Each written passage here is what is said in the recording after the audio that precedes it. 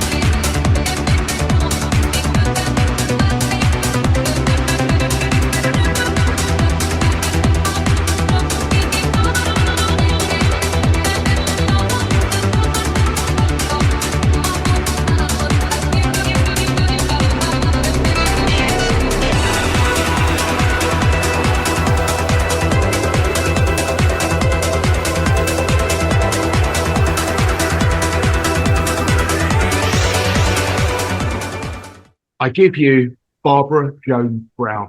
Barbara, hello. Hello, Jonathan. So good to be talking with you again. Yes, indeed. How are you today? I'm wonderful. I'm wonderful today. Okay, so you're agreeing to be interviewed, which I very much appreciate, for the Potency.world YouTube channel.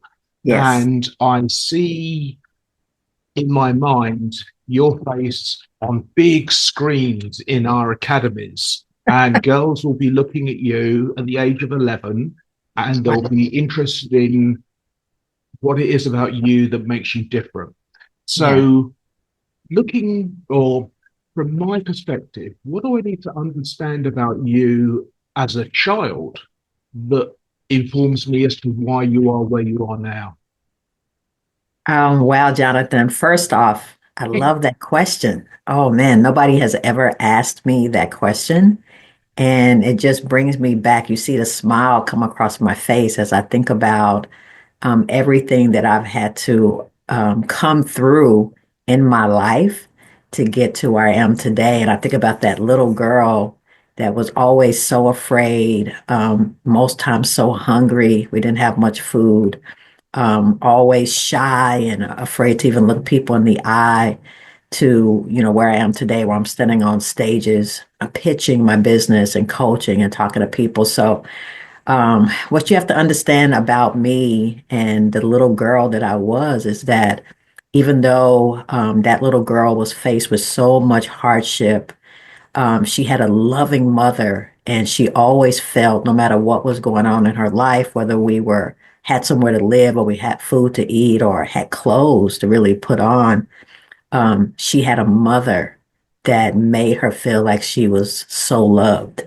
with everything that we were going through. And I saw my mother work so hard as a single mom of three to just try to, do the best she could do for us. Mm. And, I remember one of my aunts, my favorite aunt, who is really ill right now. She's been in a coma for the last 2 years, and I'm just Oh. praying every day that my aunt will come back to us. And my favorite aunt, she looked at me when I was 5 years old. I come home with a report card with back then it was E's and S's. And so I had all E's, which was excellent.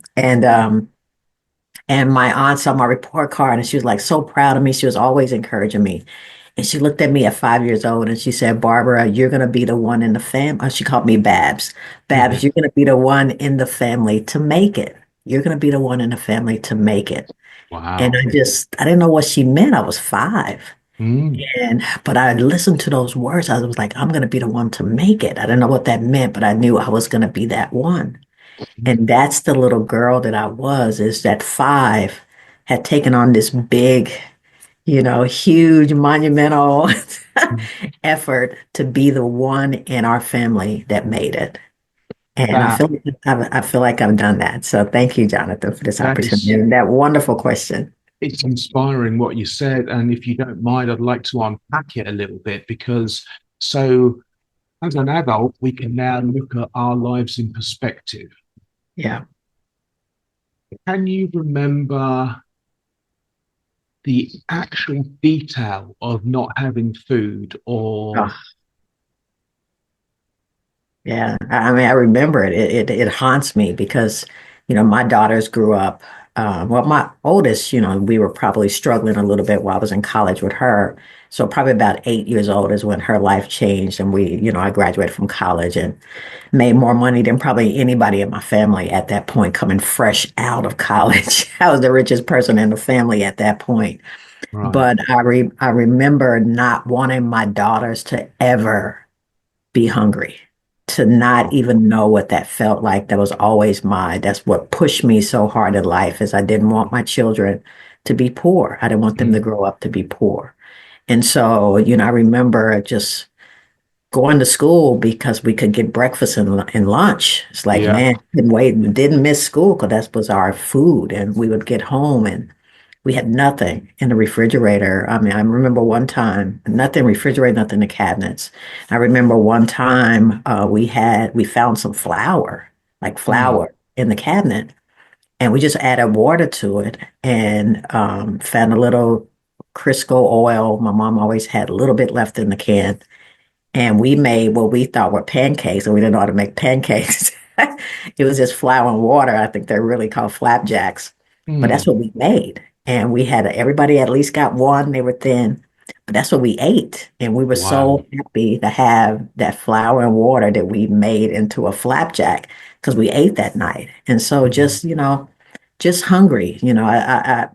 Sometimes I get so busy I don't even eat all day, Mm. and my stomach is growling, and people are like, well, how can you go without eating all day? Doesn't that hunger pain bother you? And I'm like, wow, it doesn't bother me because that's how I grew up as a child. I was always Yeah. hungry.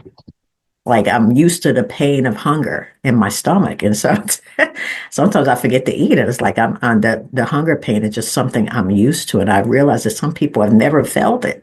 And Yeah. so they can imagine not eating all day because they can't stand that hunger pain. And I'm like, that's how I grew up, with hunger Wow. pain all the time. Yeah. That's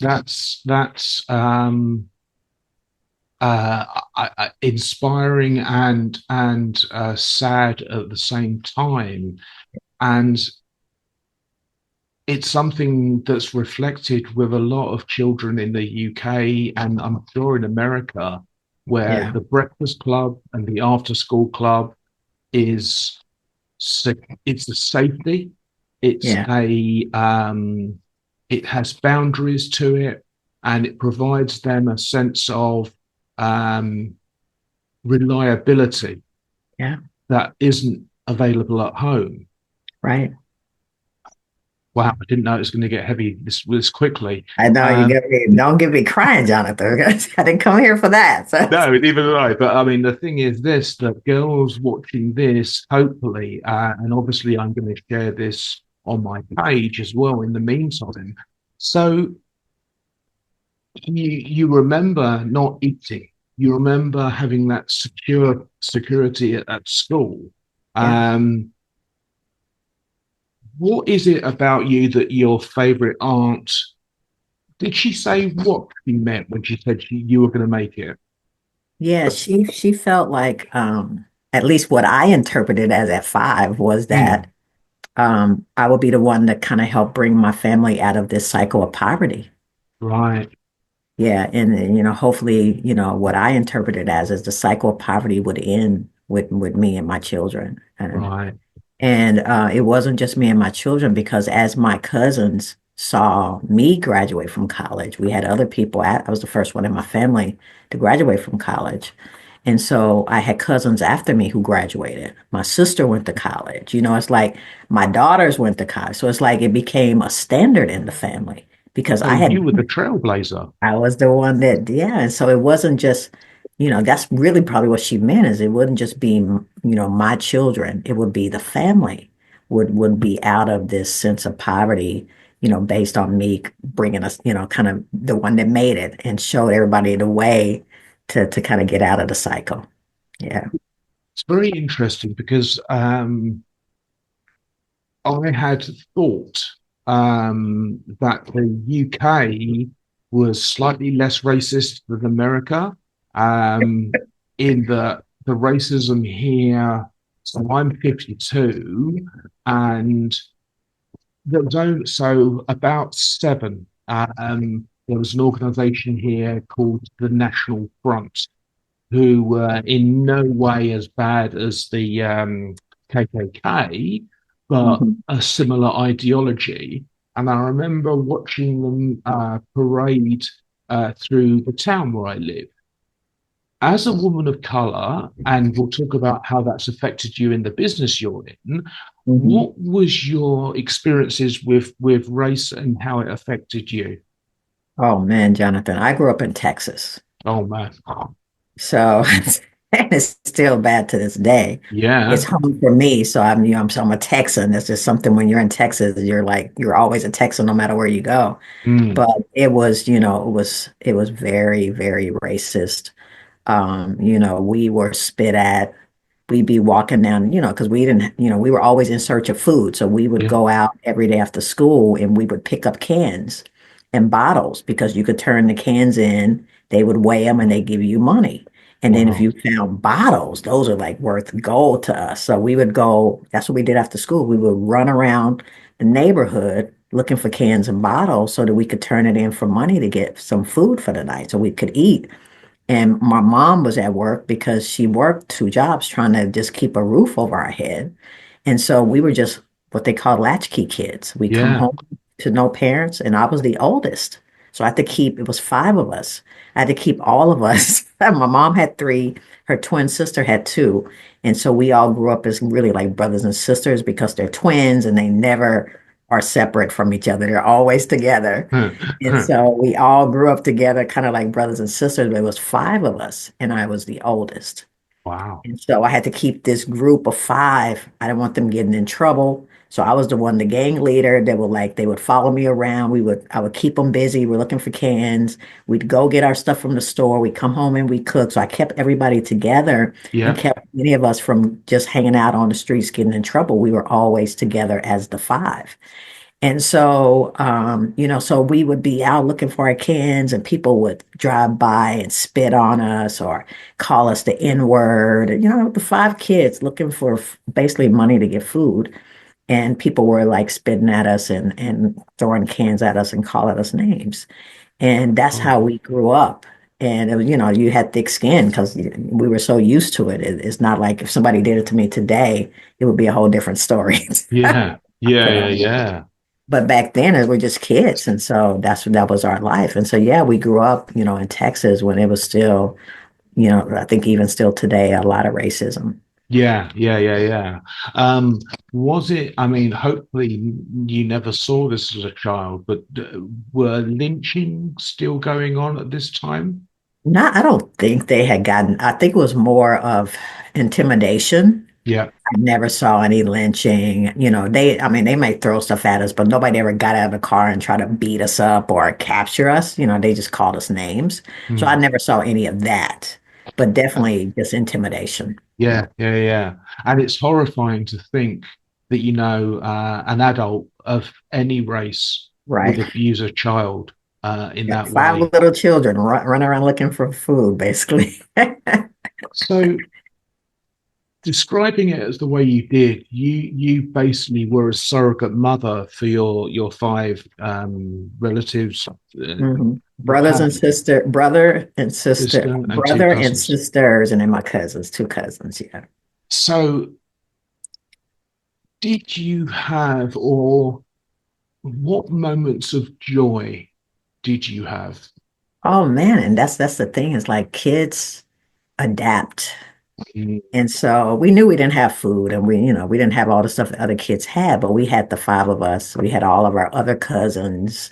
And so we were always happy. While we were looking for our cans, we come with a whole sack of cans. We get our money. We'd be like, yeah, baby. We buy because my mom wasn't there. So we get like snacks, like little Yeah. Debbie snacks and brownies. We weren't eating good stuff. We were eating stuff kids would buy when they got Yeah. candy so we were like, man, we got all this money. We can go get our candy and donuts and everything was an adventure. Like I would take them on these adventures while we were out walking around looking for cans. I was describing a story like we're these warriors and we're out. We'd make up stories the whole time we were Ah, out.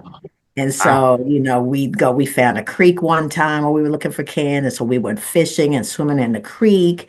And so it's kind of like you see like those stories where the kids are making up a whole new world in their minds. We saw this world that I would describe to them. We were living in this world. And so it kept us out of trouble. So we were always happy.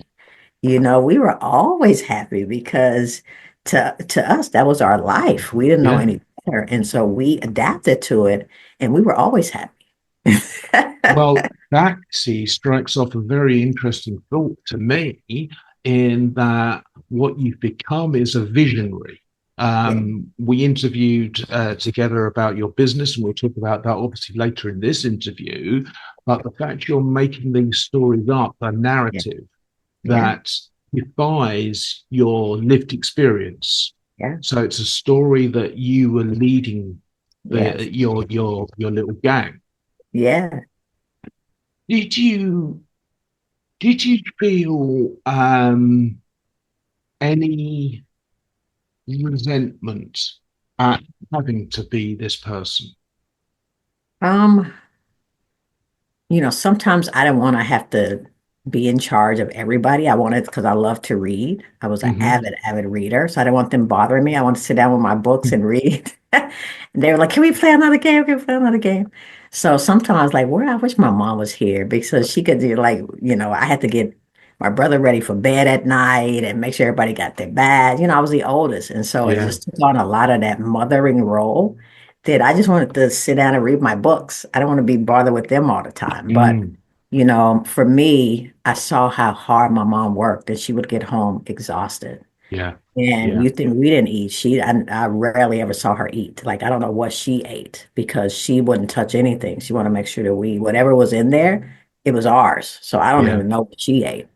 But, she would get home exhausted, a few hours of sleep, back to work, two jobs. And so I felt like I'm helping my mom. Mm. No, she needs me to take care of everybody while she's trying to work. And so that's what made me like want to do it because I wanted to help her so bad. I just saw how hard she was working. I just wanted to do whatever I could to help her. Well, it's something I recently posted some stuff about bullying, and it's something whereby children will, by nature, because of the egocentric nature of being a child, will often put themselves as the cause of or responsible for family stresses. Yeah. So I'm interested, what sort of things did you love to read? It was mostly science fiction, I loved robots and outer space, magical worlds. So, all the little I forgot they already made movies of The King of the Jetsons? Rings or Lord of the Rings Oh, type yeah, yeah, stories. I loved anything like that that would like show me this magical world. I love to like escape where we were and get yeah, into yeah, yeah, yeah. this magical world where it was outer space or some kingdom that was just that's the kind of stuff I love. And so of course I'm in tech, I'm Right, yeah. living everything that I grew up is robots and flying saucers and cars, all this stuff is happening today. So I'm like, this is heaven for me. But that's the kind of stuff I would read is science fiction and all that So, type of thing. did you then take that influences that were so enjoyable for you to read? Were they the kind of stories you told the gang? Yeah, yeah. So we made up Right. new worlds. Yeah, we would make up, that's where I was getting probably a lot of this stuff from is what I was reading. I'd make up worlds for them and I had to describe it. because they didn't feel like Mm. reading. So I had to make it like very vivid. And we were like characters. I was always a character named Michael because I love Michael Jackson. All So right, cool, cool.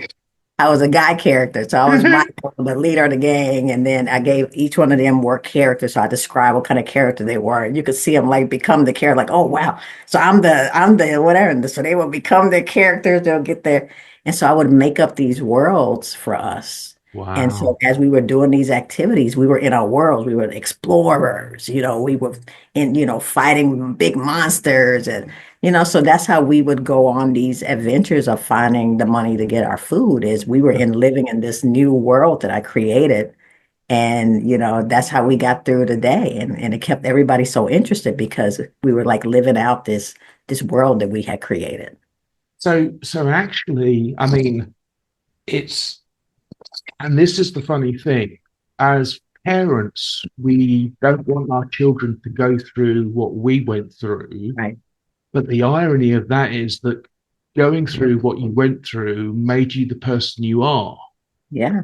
So, do Yeah. you have to struggle? Do you have to face trauma? So, in comparison with you, nowhere near the same sort of trauma. In the UK, so I was born in the 70s. So there were, I mean, we had a house, but there were rolling power cuts. We used Mm, to use paraffin heaters because we mm, could run central heating, but that is nowhere near being hungry. yeah. Um, how do you, okay, we're jumping about a bit, but I've got to go there because it's in my mind and it'll go otherwise. Your own daughters, given that you worked so hard to provide a situation that was unlike your own, Right. why is it you think they're as motivators as they've proven to be? Well, I mean, I think like, one thing I will say is you're right about that struggle that I had because my daughters, even though they're very smart girls, they never went through struggle. So No. when hard times hit them, I feel like they don't have like that grit that I have. It's like it just like, my youngest one especially is like, challenges come into her life and she's less like she's ready to just give up. I'm like, you have to fight. But I realized she's never had to fight. She's had everything handed to her and whatever she wanted, mom would buy it. And she grew up a spoiled little girl. Mm. And so she's like, Mom, I don't know how to fight. What are you talking about? You always do stuff for me. I gotta fight now. She's an adult. Yeah. I'm like, you have to do for yourself. You're a grown woman now. So that is what I've noticed. I'm like, oh wow, I did too much for them. I should have let them struggle a little bit because now they're adults and it's still like, they're figuring out their lives and it's Mm. they didn't Mm. have that struggle and so that's the thing is like we didn't want them to struggle but have we made the children like not resilient like we were any little thing hits them can they survive it or is it going to knock them down because they had so much in Mm. comparison to us and so I struggle with that today because I'm like wow my girls they're definitely smart but I feel like they definitely don't have that grit Yeah, that yeah, I yeah, have yeah. It's because interesting. yeah, they don't have that grit. Well, I'm in the middle of reading a book by Michelle Minikin called The Good Girl Deprogramming. And it's very much about uh, I, as a man, am deeply offended when I see the current leaders in your country push back against DEI, Oh, diversity, equity, and inclusion.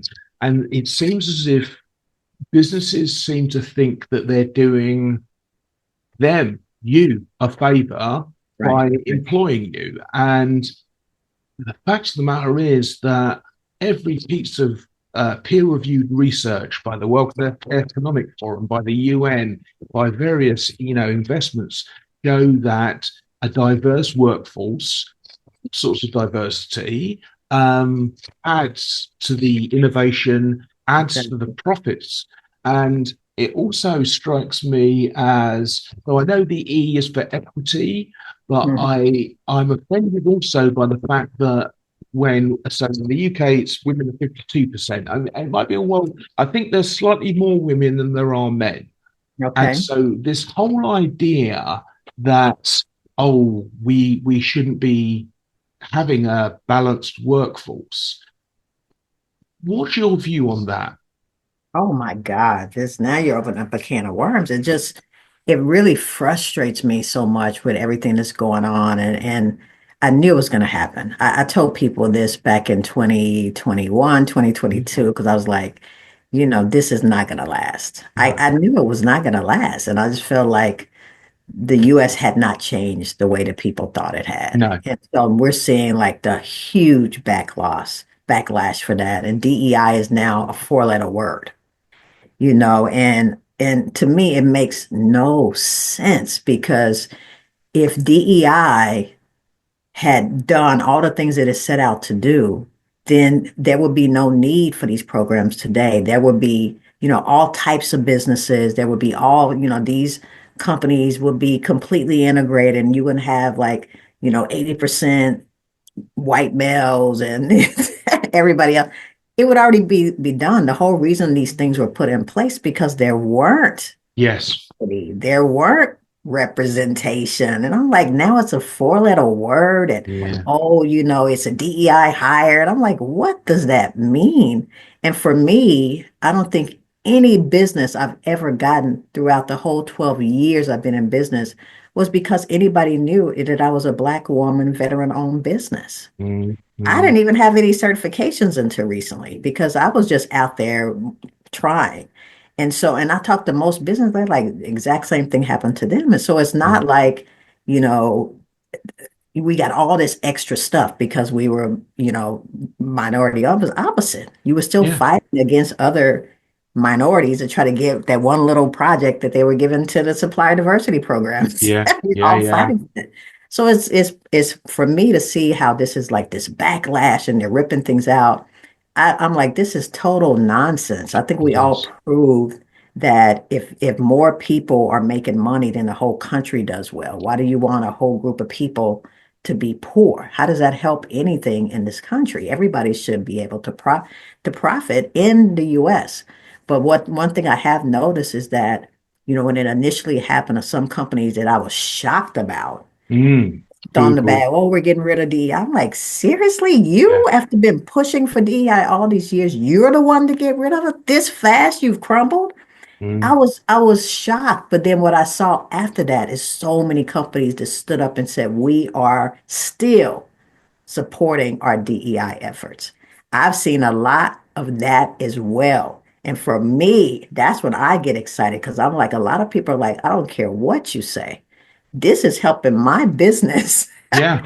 There's Yeah. no way I'm stopping it because I have measurable results to show that when we are diverse, our sales go up, our Yeah. customers go up, everything goes up. We're not stopping anything because this is working and is helping our businesses. Yeah. That's what I get excited about is the companies that are willing to stand up and say the benefits they're getting from DEI. So I get Yeah. excited about them, and the ones that just want to fold, they don't deserve my time. Yeah, yeah, forget them.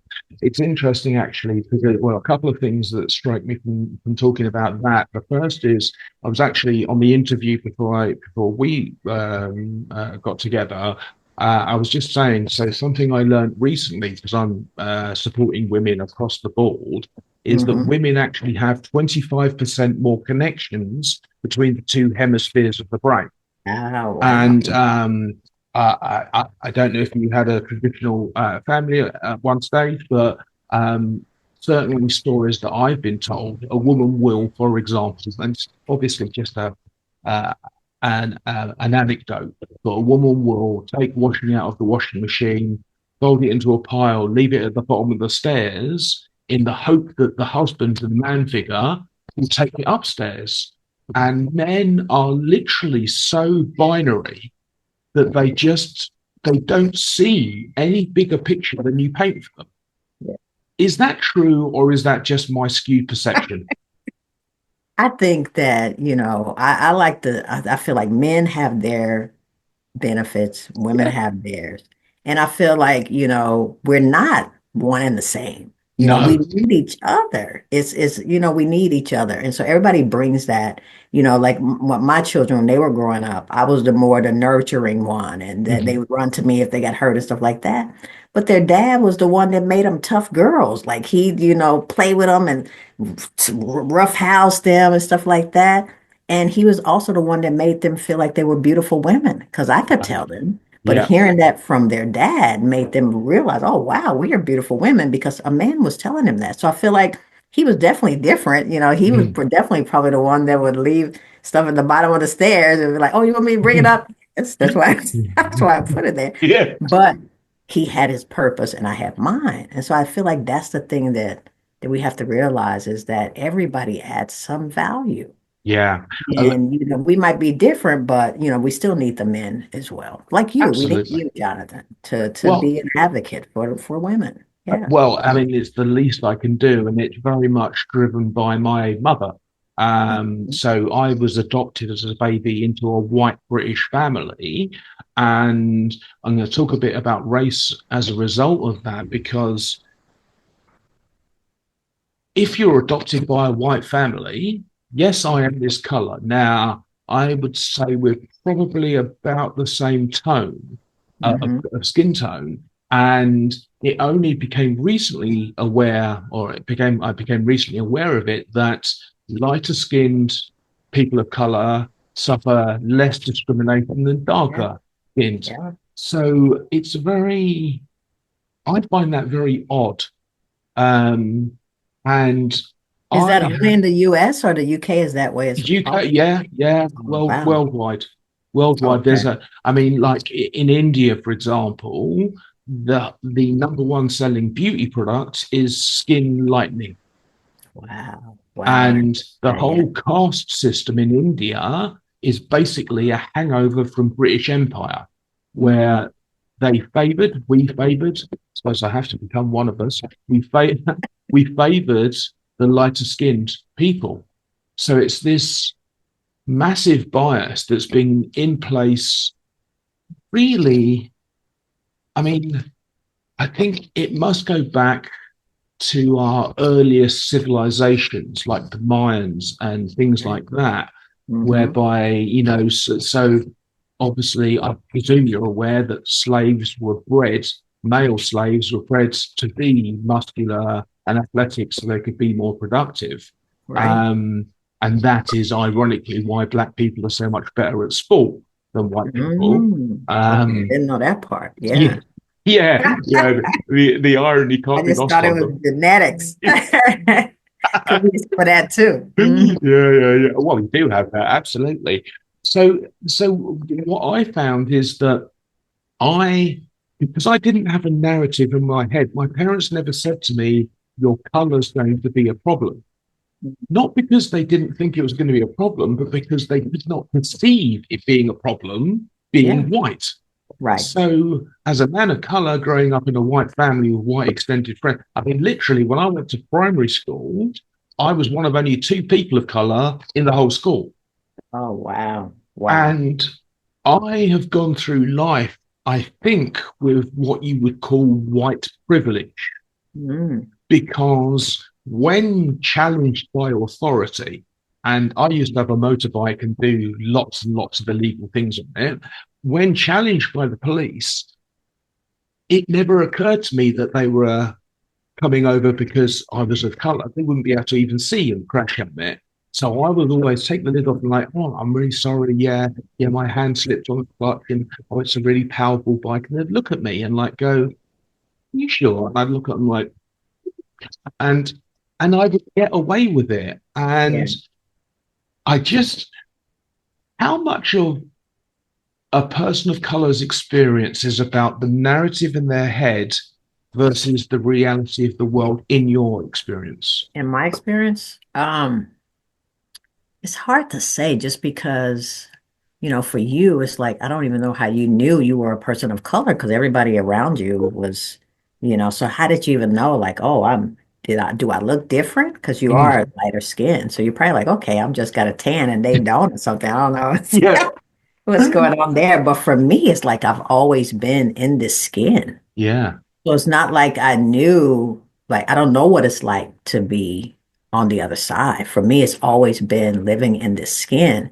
And I just felt like, some of it definitely came from my family telling me stuff like we can't do certain things. Yeah. And, don't even try to do this because nobody, ever did that. But I was always, I was the one in the family who's going to make it. So I didn't listen to any of that. I'm So going to you do always everything push back. nobody else. Yeah, I was always rebellious because I'm like, I got to be the one to make it. So that means I can't do what they're doing. I got to go do something totally different. So I feel like none of that ever kept me back. And so it could be what's in people's heads. It could be just your personality type. I don't know how to really explain it, but I know at least for me, I just never felt like there was something I couldn't do. I Right. I didn't, nobody could tell me no, because if you told me I couldn't do something, that's the main thing I wanted to do Yeah. because Yeah. I couldn't. But that's my personality, I think. Well, and again, this is going to go all over the place, but I very much relate to you because so I'm dyslexic, and I literally only found out that I was dyslexic because I was trying to teach dyslexic children how to spell. I'd written my own book, which is not well edited. I've written my own book and I've written about my experiences recovering from stroke. And I was just describing how it was inside my head and just writing it down, not thinking anything of it. And then I read this book about how to teach dyslexic children how to spell, and there was description of description exactly like I've written down. And suddenly I remembered, oh yeah, I failed English. I couldn't spell, couldn't punctuate, absolutely terrible grammar. Wow. I got so E in the UK is the lowest grade. It's not E for excellent. It's E for A B C D E. Oh, So wow. Okay, that's the yeah, lowest grade. I Yeah. failed English. Wow. With a native English speaker is pretty some that's quite some achievement. So someone saying to me something can't be done is the same as someone saying to me, show me 20 ways to do it. Because the minute someone says it can't be done, my Right. mind goes, Exactly. I'm the same way, Jonathan. so do Yeah. you identify with any neurodivergence? Yeah, yeah. That's what you were I hadn't heard of it until you told me about it our last Mm, interview. But I definitely identify. Yeah. yeah, yeah, yeah. So that is a superpower that we have. Yes. Um, so if we're moving on from a 5-year-old into school where you got excellent and you're really good, Yes. and you're getting great grades, you're driven by this curiosity that drives you to push yourself. You're Yes. driven by encouraged by your favorite art, Yes. with this narrative that you're going to be the one who breaks the family out. And I Hmm. think so. In my experience, when I coached in primary schools, girl children were always boy children will get to 25 and not grow up. I mean, I'm 52 and I still kind of fart really funny. But girl children would look at you and analyze you and look into your eyes and have ideas about how they wanted to change the world, how they wanted to Mhm. be different. How Wow. was it for you in your Yeah, I sort of definitely. early early teens, 20s? Yeah, yeah. I was so driven, always driven. School, so driven to get to college. Like, that was my main goal in high school. I got to go to college. Like, how am I going to get to college? I know my mom is not going to have the money to pay for it. How am Mm-hmm. I going to go to college? And so I was always trying to figure this out. And I was so driven. I got to get good grades so I can get a scholarship. And so went to the military, was able to go to college on the GI Bill. And so that's how I got to college. Got a few scholarships too, but mostly it was a GI Bill. So once I got into college, okay, I got to graduate. I got to get something, some type of the degree that's going to make me a lot of money because I got to help the rest of the family. So, Yep. so college was all like, what should I be that's going to make me a lot of money? So I was thinking engineer, ended up computer science major. Mm. So all through college, I'm like, I got to get straight A's because I got to get the best job when I get out because I got to get. Did all of that. Got out of, graduated from college, had five companies fighting over me. They were all giving me counter offers. The offer kept going up and up and up. And I'm like, oh Wow. my God, this is amazing. These Yeah. people are fighting over me. I couldn't even believe like people are fighting over me. So I ended up taking the highest offer after they all kept negotiating. I took the highest offer. And like I said, came out of college making more money than everybody in my family. Nobody could believe the money I was making. I was making like almost two, three times what my mother had made her whole life. She Wow. couldn't believe it. Everybody's like, I can't believe she's making all this money. Like this college thing was a good idea. And so once I got, onto the job, there's more goals. Okay, I got to be the best one here. I got to prove everybody I'm worth, giving all this money to. And so it was like, I feel like my life has always been chasing these new milestones I keep setting for myself that I never get a chance to hit because I keep moving the bar up and up and up to I'm kind of like at a point in my life now where I feel like, okay, you know what? You've done a lot. You deserve to take a break. Sit Yeah. on a Yeah. beach Yeah. somewhere, relax. You have done so much. Your kids are grown. Take a break. That's kind of Yeah. what I'm now. I haven't done it, but I'm kind of No. thinking along those lines. But it's been one milestone after the other, and the bar for me just kept going up and up and up. And I've been chasing that bar my whole life. My whole life. So this book, Good Girl Conditioning, talks about how the patriarchy, of which I'm a part of, and I recently had an experience where I recognized my own entitlement, which is not something I consciously thought about, but realized that I made approaches to people, women, on the assumption that they ought to talk to me. And women are conditioned to number one, spot threats, and Yes. number two, placate and soothe men so that they don't then become a threat. So this system basically places demands on girls to always be chasing, always be better than, always be perfect. And for many women, it finds them burnt out Oh, because yeah. they try so hard, and Yes. it's this idea that you can do everything. Hmm, not really sure about that. Exactly. And not only do it, but I have to do it like the best. Like it's Yes. can't make any mistakes. Everything's got to be perfect. Straight type A, which Mm. is like, it's my blood pressure is always, it's like I've had so many like anxiety attacks all the time and Oh, you do. that whole drive to just, and you can't do that forever. At some point in your life, you have to stop. And that's where I feel like I am right now in my life is I need a break. I Mm, mm. need to take, I would love to take a sabbatical.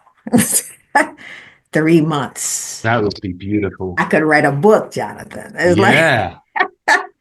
I'm like, man, you need a sabbatical. Just take 3 months off. How close So that would to be so good. how close to that do you feel you are? I mean, you could do it. I could What do it. My husband what's wants me to do it, but I feel what's like next year, hopefully. okay? What's the thing that stops you from doing it now? I think now my milestone that I'm trying to reach now is freeing returns, and I Right. feel like I need to get that business in a position to where, we're hitting the milestones because we have a bunch of VC investments. So I want my investors to be excited about us. I want us to be one of the best portfolio companies in their, portfolio. And so Hmm. I haven't gotten that yet. And so for Right. me, that's the milestone I want to hit. But I feel like what I've told myself is when you hit that one, you got to take a break. Yeah. I've Yeah. been chasing this for too many years. Let that be it for now. Take 3 months off and then figure out what you're going to do next. But let that be it for now. So let me ask you, and again, this is going backwards and forwards all over the place because I want to talk to you about your service Hmm. in a second. But how much of what you do involves your physical location, and how much of None it's of it. online? None of it. And that was one of the whole reasons why I wanted to have, even back when people were still going to the office to be Mm, computer programmers, I always felt like there's no reason I have to go to the office. Like everything I'm doing, I could do from home. So I mm, always had this in the back of my mind is I'm not going to the office every day. No. That's going to stop. So now we're in that world, right? And so I Mm-hmm. have teams in Africa, I have teams in India, I have people in Costa Rica I work with. So I feel like now my business is nobody knows where I am. I could be sitting on the beach right now, Jonathan. Nobody would ever know. I could live anywhere and do what I do. And that's what I always wanted. I'm at that point in my career where I don't have to stay anywhere. I can live anywhere in the world and my business keeps going. And my whole team is the same way. I don't know where my team is. As long as they show up on Slack or Yeah. meeting invite, I don't care where they are. And I told them, I don't care where you live. Just get your work done. Make sure I can access you when I need to. Mm-hmm. And you can live wherever you want. And so they love working for me because they're free to do and be where they want to be. So, if that's true for them, and you recognize the need to take a break, but you Sure. also recognize that the venture capitalists and the investors, Yeah. why really, and don't answer me if you don't want to, because I'm not here to challenge you, but why Yeah. don't you work from the beach? I'll give you some context for that That's question. true. That's So I'm true. in hospital care home at the moment, and the internet speed here, so it's a 25 megabits per second upload, which Yeah. is 4 times faster than my home internet. So I've uploaded 1.8 gig files, video files. This video we're doing now will upload really quickly. So I've been more productive in hospital than I was You able to said that. be, yeah, 4 months at home. So what's the real reason why you don't take Ah, a different location? So it's not take your foot off the that's gas. true. That's true. That's true. It's just choosing a location that's more conducive to I don't calm. know, John. I mean, I'm glad you're saying that because when I think about it, it's just like my husband told me something a few weeks ago. He's like, well, why don't you just do that? I was like, why didn't I think of that? I guess like we get into this rut and it's like, I'm sitting at this desk in my house every day. Mm, It's like, why am I sitting in the house? I could go anywhere and work. I could go down to mm, the coffee shop. mm. But I'm just in this format where I get out of the bed, I come in here, I get straight to work. I get tired, I go back to the bed, I go to sleep. Yeah, But you're right. I could actually go work on the beach right now. yeah, I don't yeah. have to sit in this house. But I guess, that I'm glad you're challenging me on that because you're right. I'm gonna think about that, Jonathan. You're right. I don't have a reason to sit in this house. I could go work on that beach right now. And I haven't done it. So I need to do that. Well, I tell you what, I would be extremely pleased if you reached out to me in 6 months and said, and not a virtual background. You went, look at my actual Look background, at and my just real background, John. yeah, I took your yeah. word. I got to the beach and started work. I can do that today. And I don't know why I haven't done it, but now you put that bug in me. That's Okay, what I need to it's do. going to bug you Yes. now for Yes. hours. It's gonna bug me. I gotta do Yeah. it.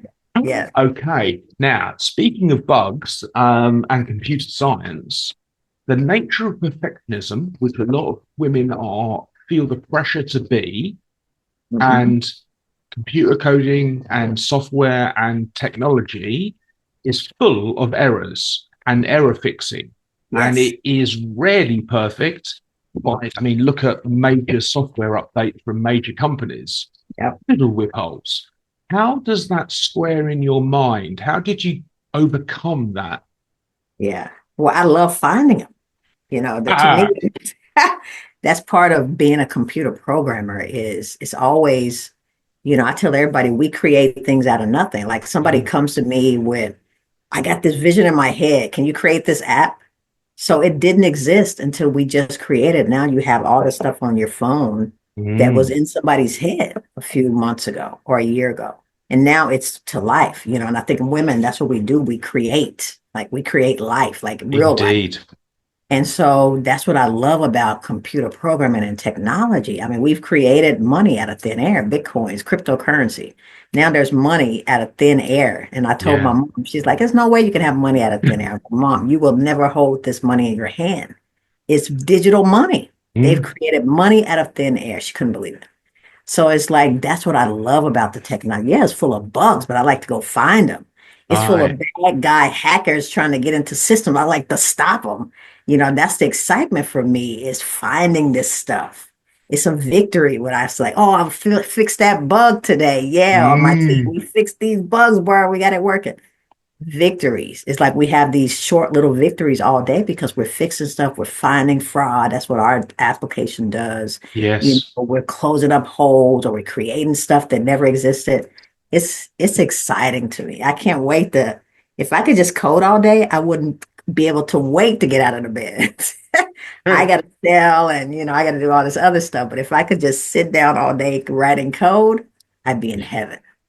now that you see is very interesting because the um, the idea of coding and, as you say, bringing life to an idea Yes. is, I don't know, I'm going to say something. I don't want to put words in your mouth, but for me, what I'm doing, it's like a game. I'm playing a game with society Yeah. with an idea that, I mean, it's not big, but it is also huge at the same Yeah. time. It's huge. And it's fun for me to play because I realized my last iteration at trying to change the world was me volunteering in schools after a bunch of strokes I had. And Yeah. I would have quite happily given my the children are wonderful. I would have quite happily given my time and volunteered at any school until I popped the clogs because the joy of their exuberance, their excitement, their energy. And it turned out that by giving myself away, I devalued my knowledge, I devalued myself. And so it then, people didn't take me seriously. I see. So this time round, I have valued myself, I've valued my time. I'm looking at nothing I've spent $30 of $400 to register the company. Mhm. And everything has been about building the teams, getting the right people on the bus, is a term out of a book. Is coding a game for you, or is it a treasure hunt like collecting cans and bowls? I think of it more of the treasure hunt because, it's especially for somebody who's always setting these milestones for themselves. I can do code is the same way for me. It's like, can Mm, we crack this, this knot that nobody has ever been able, can we crack that code as a mhm, company? That's our IP if we can. And I was listening to one of the morning meetings with our team in Nigeria, and mm. I think they've almost cracked the code. I'm like, nobody is doing this, guys. Like, if we can figure this out, nobody else can do this. Like, I mean, we're so close. And so just stuff like that, to me, it's more like that creating those worlds like I did as a kid. It's like this is what we're doing in technologies. We're creating stuff that, is now our intellectual property that who knows what's going to happen with the company. we Wow. we we are builders, and so Mm. that's why it's so hard for me to step out of the building mode into sales mode because I'm like, oh, I don't Mhm. want to be in this mode. I want to be over there creating. I don't want to have to be the one to sell it. But until we get to a point where I can hire a whole sales team, I am the sales team. But Fair I enough. love being in the coding world. I hate being in the sales world. And so it's just I got to pull myself out of that to get Yeah. back into this world. Yeah. Yeah. I mean, only one thing I would say about that is that sometimes people, so I was a salesperson, um, and neurodivergent, so I had very good verbal skills, Yeah. and love stories. Yeah. So I think that there is a stereotype of what a salesperson is, which is Exactly. Yeah. not you, it's not Yeah. me. Yeah. But yet we sell nonetheless because people buy Exactly. people. Yes. So, skipping back then to your military service, what branch of the military were you in?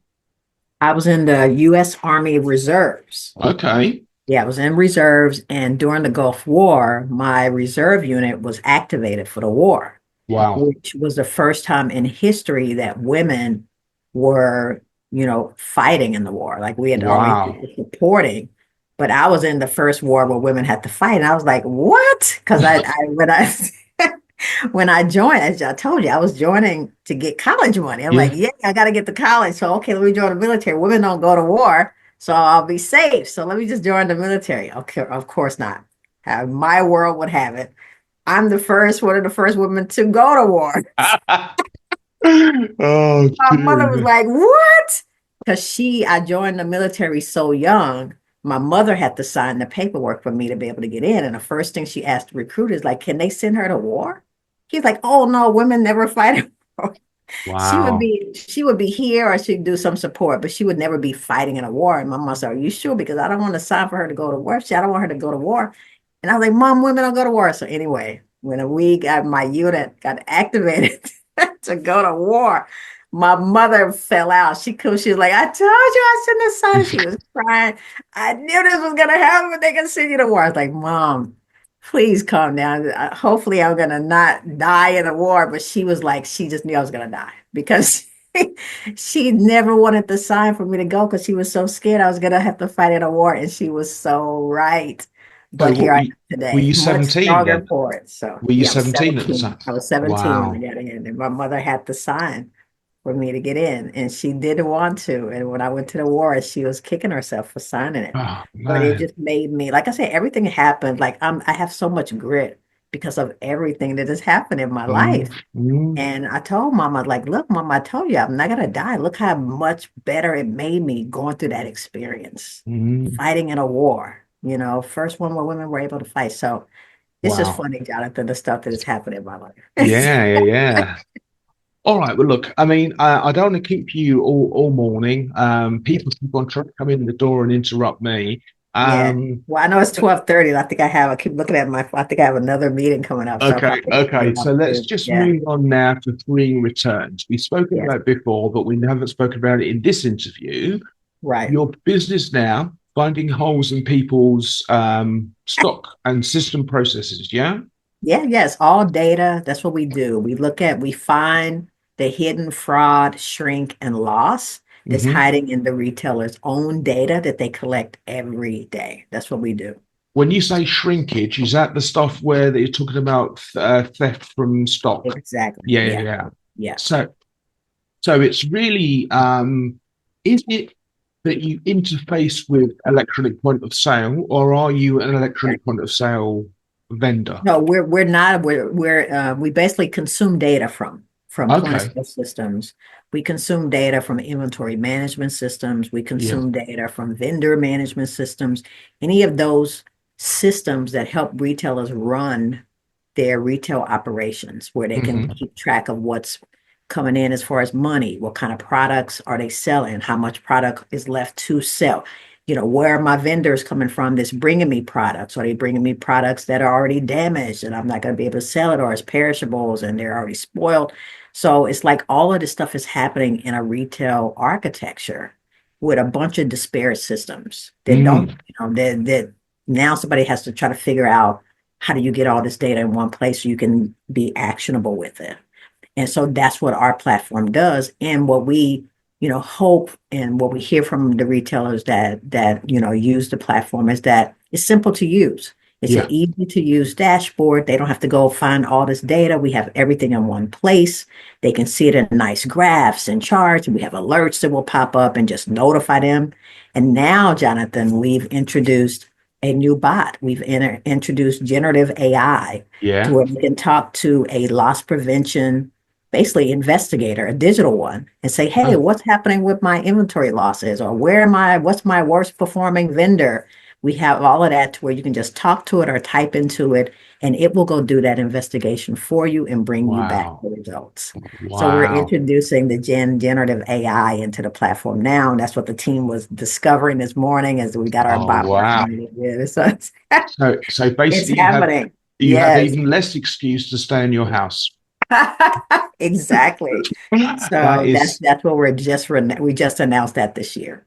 that is fantastic. I will say just one thing about AI. The project I'm doing and the reason why these white males shouldn't be the ones creating AI.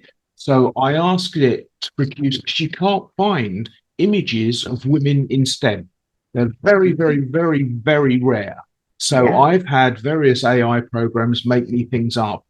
You can ask for different ethnicities, it Yeah. can deal with that.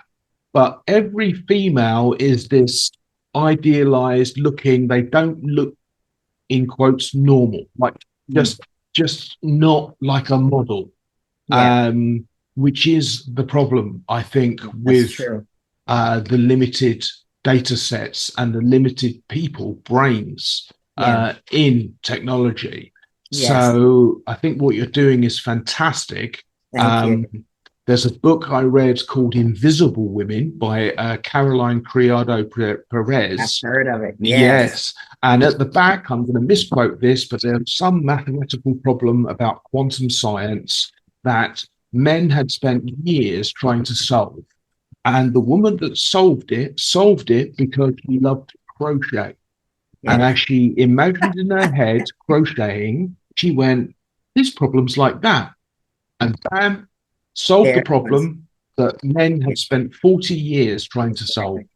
So, okay, Diversity, equity, inclusion. It needs all of our brains. yeah, Like, yeah, everybody has something to offer. Don't just excellent. exclude people. Let's all contribute. That's what I see as DEI. It's everybody's brain, Yeah, collective brains. Can't just have absolutely. one group of people doing everything. You're going to get one-sided products. Get Yeah, everybody's opinion, get everybody's input. That makes for definitely, a better problem. definitely. Better product is when you have everybody's input. It better just better makes sense. products and better problem solving, like what Exactly. your company does. Okay, Thank well, you. look, thank you for your time. Yeah. Girls, ladies, businesses, anybody watching this interview, I think we touched on some really important points about what women can bring to your Yes. workforce, to your business, to your returns, and to your profits, and to Yes. your shareholders. Yes. So it takes, you have to take the blinkers off to see the world. Mhm. And what I'm hoping this interview will do is take the blinkers off girls who come to our academies and Yes. women more generally. Barbara Yes. Jones Brown, thank you for your time. Thank you, Jonathan. So You're good to welcome. always see you. Have a I great day. am, yeah, I'm going to, after we finish recording, I'm going to ask you for a favorite song, which I'm going to add on the end of the Oh, interview. okay.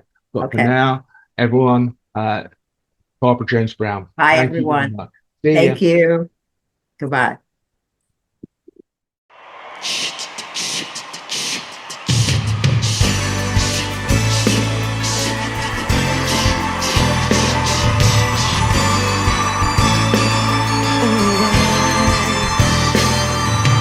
Reaching out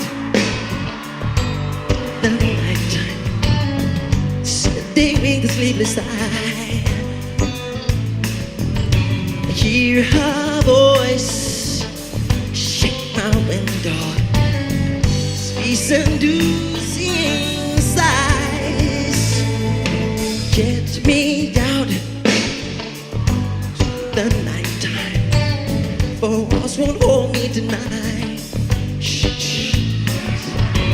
If this town is just an apple, then let me take a bite. If they say why, tell them that it's human nature. Why, can it be that way? They say why, tell them that it's human nature. Why, can it be that way? Reaching out to electric eyes are everywhere. See that girl? She knows I'm watching. She likes the way I stare. If they say why, tell them that it's human nature.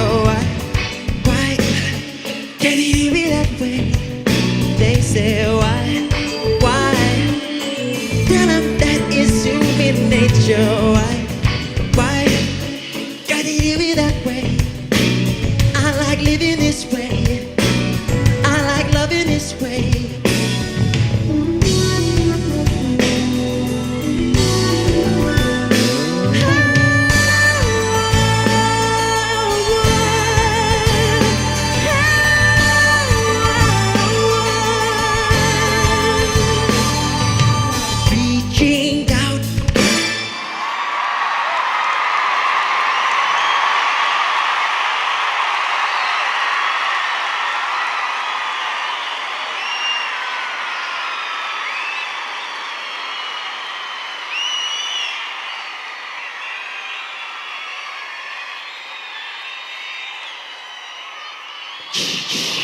into the night.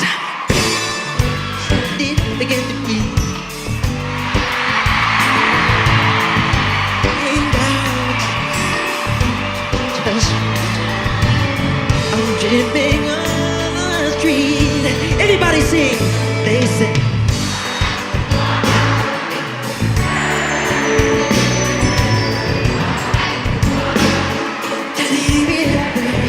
Everybody.